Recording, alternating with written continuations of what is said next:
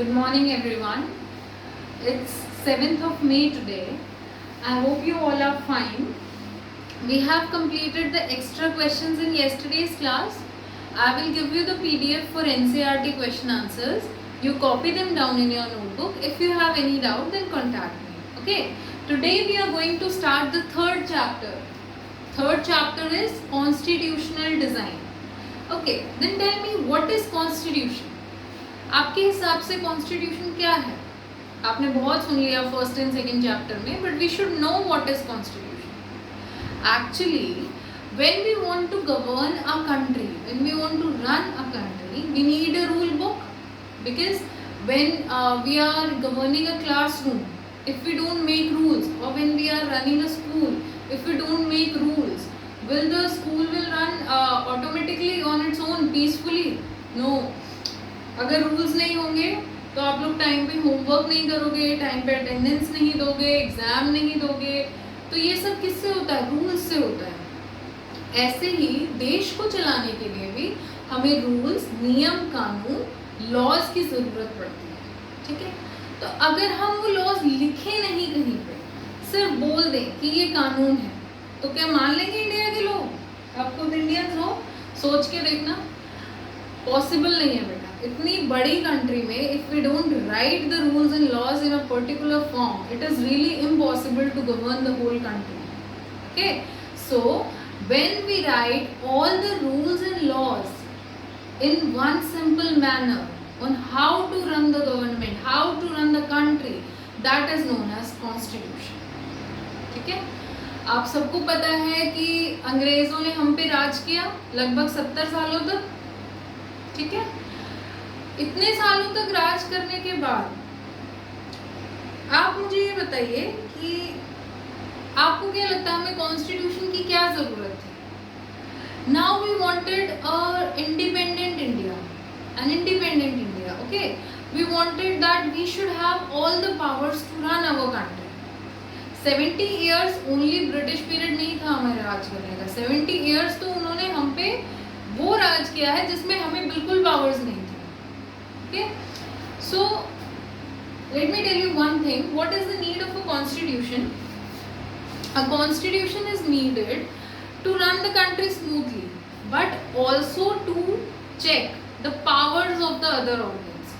अगर हम लोग कहीं नहीं लिखेंगे कि प्राइम मिनिस्टर की सिर्फ इतनी ही पावर्स हैं, पार्लियामेंट सिर्फ इन टॉपिक्स पे लॉज बना सकता है, तो always conflicts will appear. So that will lead to a fight और अ सिविल वॉर. तो इसलिए कौन काम आता है? कॉन्स्टिट्यूशन.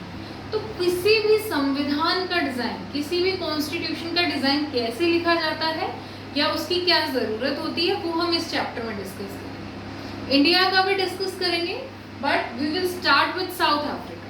आपकी बुक में साउथ अफ्रीका से स्टार्ट किया है constitutional design, so we will start with South Africa. South Africa में नेल्सन मंडेला. आपने नेल्सन मंडेला का नाम सुना है? He was a really great educationist. उन्होंने ये बोला था कि अगर आपके पास एजुकेशन है तो आप लाइफ में कुछ भी पा सकते हैं. Education is the key to success. And he tried really very hard. He did not belong to any noble family and he was not from very rich family, but he tried very hard in his life to achieve all the education he can do, and he really did the best. Okay. And he gave a slogan that education is the only key to success. So he was also a politicianist activist. He was active in the struggle of democracy in South Africa against the apartheid system. What is this apartheid system? Discuss करते हैं. पहले देखो, Nelson Mandela was tried for treason. treason का मतलब क्या है? जब आप सरकार के खिलाफ बोल के, कोई भी गवर्नमेंट देश को चला रही है, उस सरकार के खिलाफ बोल के उसे ओवरथ्रो करना चाहते हो, you want to remove that government by saying the hatred words against it, that is known as treason. ठीक है. अगर मैं किसी सरकार के खिलाफ बहुत गलत बोलूं, जो भी पावर में है, और मैं हेट स्पीचेस देके उसको हटाना चाहूं, तो वो कहलाएगा ट्रिजन. तो नेल्सन मंडेला ने भी उस टाइम उनके ऊपर चार्ज किस चीज़ का लगा? ट्रिजन का, by white South Africa government. White South Africa government का क्या मतलब है? गवर्नमेंट कैसे वाइट हुई? all the white peoples were in the government. White मतलब अंग्रेज, ठीक है, the Europeans, all the Europeans that came to South Africa in 17th and 18th century for trading. सब लोग ये लोग क्या ट्रेड करने आते थे, इंडिया में भी ट्रेडिंग करने ही आए थे, फिर बाद में धीरे धीरे कॉलोनीज बना के कब्जा करने लगे। ऐसे ही साउथ अफ्रीका में भी 17th और 18th सेंचुरी में ट्रेडिंग करने ही गए थे whites, okay, the Europeans. But India में वो एकदम से रूलर्स नहीं बन गए थे। लेकिन साउथ अफ्रीका में क्या हुआ, जब 17वीं और 18वीं शताब्दी में वो साउथ अफ्रीका गए, वहां जाने के बाद ट्रेडिंग के लिए गए थे, बट लोकल रूलर्स बन गए, okay. They tried to become the rulers and they occupied the colonies in South Africa very easily. So government किसकी हो गई, अंग्रेजों की, जैसे कि इंडिया में थी। अब उस गवर्नमेंट के खिलाफ जब नेल्सन मंडेला ने कुछ कहा, उनके बारे में, उनके जो सप्रेसिंग राजनीति थी, जो जिस तरीके से वो गवर्न कर रहे थे, डिस्क्रिमिनेशन कर रहे थे, उसके खिलाफ कुछ कहा, तो उनको किसका चार्ज दे दिया, ट्रिजन का, एंड उन्हें हटाना चाहा। उनके साथ 7 लोग और थे। Nelson Mandela plus 7 others were given life imprisonment in 1964. What is life imprisonment? उम्र कैद, ओके।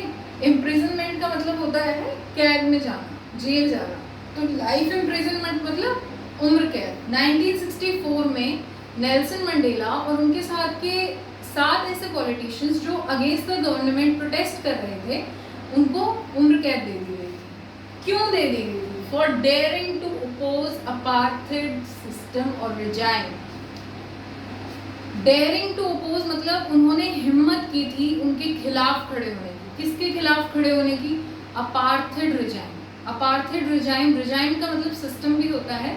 अपार्थेड का क्या मतलब है? This is a system based on racial discrimination. जब आप रंग के बेस पे भेदभाव करते हो बिटवीन डिफरेंट कम्युनिटीज, उसे बोला जाता है अपार्थेड सिस्टम। अब आप बोलोगे मैम रंग के बेस पे कैसे भेदभाव करते थे? जो ब्लैक्स कम्युनिटी थी या फिर जो कलर्ड कम्युनिटीज थी, कलर्ड कम्युनिटी किसको बोला जाता था? जो मिक्स्ड रेस की होती थी। जैसे हमारा कलर है brown, Indians are considered as browns, सो उन्हें बोला जाता था कलर्ड कम्युनिटी। और अफ्रीकन्स को क्या बोला जाता था? ब्लैक्स, ठीक है। और ये जो अंग्रेज थे, यूरोपियन, ये थे वाइट्स। तो ये वाइट्स क्या करते थे? ब्लैक्स और कलर्ड, इन दोनों कम्युनिटीज के साथ बहुत ज़्यादा डिस्क्रिमिनेशन करते थे। जो चर्च में नहीं जा सकते थे, ब्लैक्स और कलर्ड लोग वाइट लोगों के चर्चेस को विजिट नहीं कर सकते थे। टॉयलेट से लेके cinema hall, restaurant, libraries, swimming pool etcetera, everything was different for whites and different for blacks. आपने 6th क्लास में अपनी टेक्स्ट बुक में पढ़ा होगा कि बस स्टॉप भी अलग होता था ब्लैक्स एंड वाइट्स के। जहाँ पे ब्लैक्स के लिए बस आके रुकेगी, वाइट्स उस बस में नहीं बैठेंगे, वाइट्स के लिए अलग बस स्टॉप होता है। लाइब्रेरी में पढ़ने की जगह अलग, बाथिंग साइट्स अलग, cinema halls different, living areas different. एक पूरी कंट्री में एक जगह पे वाइट्स रहेंगे तो वहाँ पे ब्लैक्स का रहना मना था। They were prohibited to live in that area, they were not allowed to live in the area where whites lived, okay. So in that area only permitted blacks. Some blacks were there but they were permitted if they were having high status or they were really educationist or they were blacks but they were in favor of the white government, so they were allowed to live, ठीक है। तो उन लोगों को ही सिर्फ वहाँ पे रहने की परमिशन होती थी, वरना सिर्फ और सिर्फ भेदभाव हो रहा था against the blacks and colour. Blacks 3/4 थे, लगभग 3/4 हिस्सा देश में ब्लैक्स का था, क्योंकि अफ्रीकन कंट्री ब्लैक्स की ही है।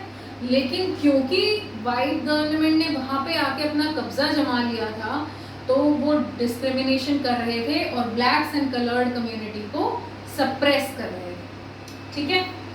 Non whites did not have voting rights. अब आ गई वोटिंग की बात। जो लोग वाइट गवर्नमेंट के नहीं थे, अंग्रेज नहीं थे, उनके पास वोटिंग राइट्स ही नहीं थे। सोचो, आपके देश को कोई और तो चला ही रहा है, लेकिन उस गवर्नमेंट को बनाने में भी आपका कोई रोल नहीं है। You can not even vote for your country. Country उनकी है, ब्लैक्स की है, लेकिन उनके खिलाफ इतना डिस्क्रिमिनेशन हो रहा है कि वो अपनी ही कंट्री में वोट नहीं दे सकते हैं। Blacks could not form associations और protest against the terrible treatment. Terrible treatment का मतलब क्या है? बहुत ही अत्याचारिक व्यवहार उनके साथ किया जा रहा था, और आप ये सोचो उनको ये हक भी नहीं है कि वो इसके खिलाफ विद्रोह कर पाए, वो किसी को बोल पाए कि this is wrong, this should not be done with us, this discrimination should not be done with us, we are not part of this, we should be treated equally like the whites. वो अपनी संगठन नहीं बना सकते थे, विद्रोह नहीं कर सकते थे इस गवर्नमेंट के खिलाफ। करते थे तो क्या हो जाता था? लाइफ इम्प्रिजनमेंट, मार दिया जाता था, टॉर्चर किया जाता था। तो उन्हें क्या बोला है कि आप बस शांत रहो और सहते रहो। This was the regime in south African government. क्या ये ऐसे ही चलता रहेगा? किसी भी देश में आप सोचो, खुद सोचो कि अगर स्ट्रगल होता है, कहीं पे कोई कम्युनिटी को सप्रेस कर रहे हैं, तो क्या चलता रहता है और वो कम्युनिटी सहन करती रहती है? इंडियंस ने सहन किया था? नहीं ना। तो ऐसे ही ब्लैक्स ने भी नहीं किया। आफ्टर 1950, 1950 के बाद बहुत सारी एसोसिएशन बनने लगी। हालांकि गवर्नमेंट ने अलाउ नहीं किया था, फिर भी लोग साथ आने लगे। उन्हें पता था कि अगर हम प्रोटेस्ट नहीं करेंगे तो फिर तो कोई फायदा ही नहीं, हमारे लिए कोई कुछ नहीं करेगा, हमें खुद के लिए स्टैंड लेना ही पड़ेगा। तो after 1950 the blacks and the coloured community started forming associations, started protesting against the government. और इसके लिए सबसे बड़ी पार्टी जो सामने आई वो कौन सी थी? African national Congress, ANC. African National Congress was the umbrella organization that led the struggle against segregation. African national Congress वो पार्टी थी, वो ऑर्गेनाइजेशन थी। अम्ब्रेला ऑर्गेनाइजेशन किसी को कब बोलते हैं? जब सब चीज़ों को वो जोड़ के एक छतरी के नीचे ले आए, at a common place, that is known as umbrella organisation. सो इतनी छोटी छोटी एसोसिएशन बन रही थी अगेंस्ट द गवर्नमेंट, लेकिन सबसे बड़ी एसोसिएशन जो उन सबको साथ लेके चल रही थी वो कौन सी थी? African national Congress. It was against the segregation. Segregation करना क्या होता है? अलग करना, डिफ्रेंशिएट करना। सेग्रीगेशन ही तो हो रहा था यहाँ पे, है ना? ब्लैक्स को अलग ट्रीटमेंट दिया जा रहा था, व्हाइट्स को अलग ट्रीटमेंट दिया जा रहा था। ब्लैक्स के पास वोटिंग राइट नहीं थे, ब्लैक्स को सेम स्कूल्स कॉलेजेस अलाउड नहीं थे, सेम बस स्टॉप्स अलाउड नहीं थे, taxis, libraries, cinema halls, everything was different for blacks and different for whites. So this was the discrimination happening there.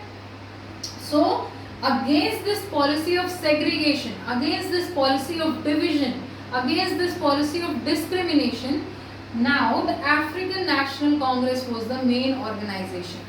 After 1950 they were really leading the struggle, और वो इस पूरे apartheid system को बंद करना चाहते थे. अपार्थाइड सिस्टम क्या बताया? रेशियल डिस्क्रिमिनेशन, जो रंग के बेस पे भेदभाव हो उसे बोलते हैं अपार्थाइड. ये स्पेशली साउथ अफ्रीका के लिए ही वर्ड यूज हुआ था. फ्रॉम 1948 टू 1989 ये पूरा अपार्थाइड सिस्टम वहाँ पे चला था. Most dreaded prison, most dreaded prison मतलब सबसे खतरनाक वहाँ का जो जेल था वो था रॉबिन आइलैंड. आपने सुना होगा काला पानी इंडिया में बोलते हैं. Most dreaded prison of India at that time was cellular jail, Andaman and Nicobar islands. क्यों? क्योंकि वहां से कोई कैदी भाग के कहाँ जाएगा? समुद्र में. कहाँ भागोगे? No relief at all. आप वहाँ पे कोई प्रोटेस्ट नहीं कर सकते मेनलैंड से. जब तक आपके साथी प्रोटेस्ट करने पहुंचेंगे, कहाँ से पहुंचेंगे? No permission.